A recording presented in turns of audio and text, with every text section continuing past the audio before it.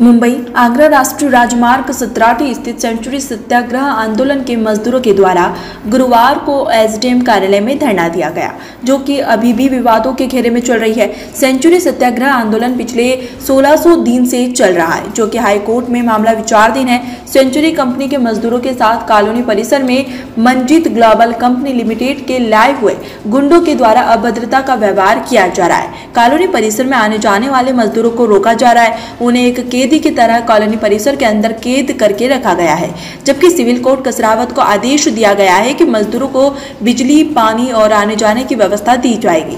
जबकि इस समय बच्चों की परीक्षा चल रही है और उनके भविष्य का सवाल है। उसके बाद भी मंजित ग्लोबल कंपनी लिमिटेड के द्वारा सिविल कोर्ट कसरावत की अवहेलना की जा रही है। इस मामले को लेकर कसरावत एसडीएम कार्यालय में श्रमिक जनता संघ सुश्री मेधा पाठक के नेतृत्व में मजदूरों के द्वारा अपनी मांगों को लेकर धरना प्रदर्शन किया, जिसमें एसडीएम ने बाहर आकर बात करी। उनका कहना है कि ऑर्डर आने के बाद भी एसडीएम संघ का कहना है ऑर्डर में यह नहीं लिखा हुआ कि एसडीएम ऑर्डर को लागू करे, और इस मामले में हस्तक्षेप तभी करूंगा जब आप कोर्ट से लिखवा कर आओगे। ये हमारी सेंचुरी कंपनी है, 4 साल से बंद है, 5वां साल लगा है। तो अभी फिलहाल में ये बात चल रही कि सेंचुरी वर्कर कॉलोनी में हमारे 211 भाई रहते हैं, लेकिन वहाँ पे मंजित ग्लोबल, मंजित कॉटन इतने गुंडागिरी से अभी फिलहाल में वहाँ पे अंदर कंपनी में, कॉलोनी में 20-25 गुंडागिरी से बाउंसर ऐसे रखे हैं। और छोटे छोटे बच्चे स्कूल में जाते हैं, पेपर देने के लिए बाहर निकलते हैं, महिला हमको बाहर निकलने नहीं देते हैं। और कल हम वहाँ दिन भर बैठे, उसके बाद भी ज़बरदस्ती निकालने की कोशिश कर रहे हैं, क्योंकि 25 साल इन लोगों ने वहाँ पे काम किया है। ऐसे गुंडागिरी तो नहीं कर सकते ना, क्योंकि हमारे पास में कोर्ट का आदेश है। सरकार इतनी ये हो गई कि कोर्ट का भी अवमानना कर रहे हैं ये लोग। इतनी दादागिरी तो नहीं कर सकते, क्योंकि हमारा कोर्ट में विवाद चल रहा है। उसमें विवाद चलने के बाद में भी ये ऐसे करो, एसडीएम साहब के साथ में हमारे यहाँ 4-5 मजदूर भाई कल आए थे, लेकिन उन्होंने भी ऐसी बात टाल दी। जब हमारा पंडाल था तो एसडीएम साहब ने वहाँ सामने खड़े रह के बात करी थी कि जब आपके तरफ से कोर्ट की ऑर्डर आएगी तो हम खुद खड़े रहेंगे। तो आज हमारे पक्ष में ऑर्डर आने के बाद में भी क्यों हमारे तरफ से कोई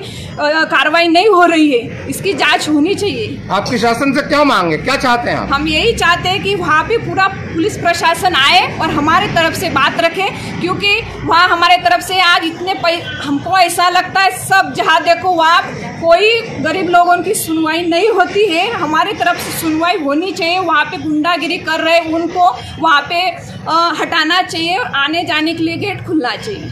कंपनियां हिंसा का उपयोग सीधे आम कर रही है, जिसमें मंजित ग्लोबल, मंजित कॉटन और सेंचुरी भी है।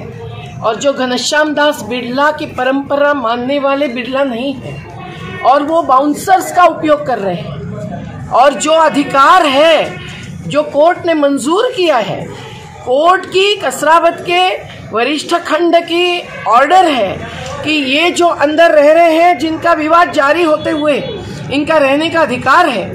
और कोई भी ऐसा अधिकार किसी भी कोर्ट ने कंपनी को नहीं दिया है कि वो शारीरिक शक्ति और पुलिस बल इस्तेमाल करके घर खाली करवाए। तो उनको पानी, बिजली देनी चाहिए, उनके गेट्स खुले रखने चाहिए, लेकिन उसका पालन नहीं कर रहे हैं। ये एसडीएम साहब ने मंजूर आज किया है। आप उनकी बात देश को सुनाओ। और ये भी वो कहते हैं कि आप जज साहब से लिखवा लाओ। जज साहब से कोई लिखवा लाते हैं? हम तो विनम्रता से न्यायपालिका के सामने प्रार्थना करते हैं, प्रेयर्स कहते हैं उसको। और उन्होंने जो आदेश देते हैं, वो चाहे सुप्रीम कोर्ट का हो, चाहे लोएस्ट कोर्ट का हो, निचली कोर्ट का हो, उस आदेश का पालन जिनको आदेश दिया है उनको करना ही होता है। अजान हो रही है, पर उस आदेश का पालन करवाने का आदेश हर आदेश में कभी भी किसी भी अधिकारी को या मंत्री को दिया नहीं जाता है।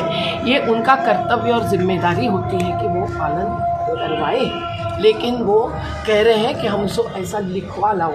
डिस्ट्रिक्ट रजिस्ट्रार के पास हमने चुनौती दी है रजिस्ट्री को, जो 426 करोड़ की प्रॉपर्टी 62 करोड़ में बेच रही। इतनी बात नहीं है, वो मिल्स नहीं बेचे हैं, वो संपत्ति बेचे हैं, क्योंकि मिल्स बंद थी। उन्होंने रजिस्ट्री में स्पष्ट झूठ लिखा है कि मिल्स में मैन्युफैक्चरिंग, डिस्ट्रीब्यूशन एंड सेल चालू होते हुए हम बेच रहे हैं। उन्होंने यान की प्रॉपर्टी और डेनिम की प्रॉपर्टी इसमें भी अदला बदल किए हैं। कोई केस चालू नहीं लिखा है, जबकि केसेस चालू है उनके ऊपर। और ये सब बातों के बावजूद उनकी रजिस्ट्री कैसे मंजूर की डिस्ट्रिक्ट रजिस्ट्रार्स ऑफिस ने, वो जवाब क्यों नहीं दे रहे 6 महीने से।